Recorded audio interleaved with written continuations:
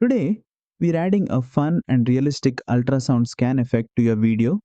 This effect overlays a medical style scanning interface on your footage, making it look like it's part of an ultrasound monitor, perfect for memes, skits, or creative storytelling.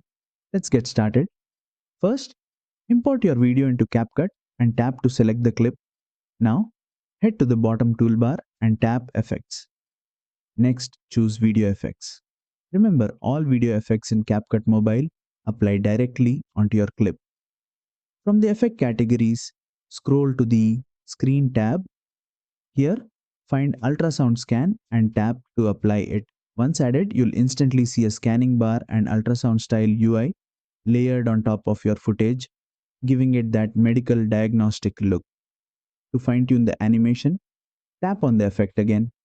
You'll see one main control, speed slider.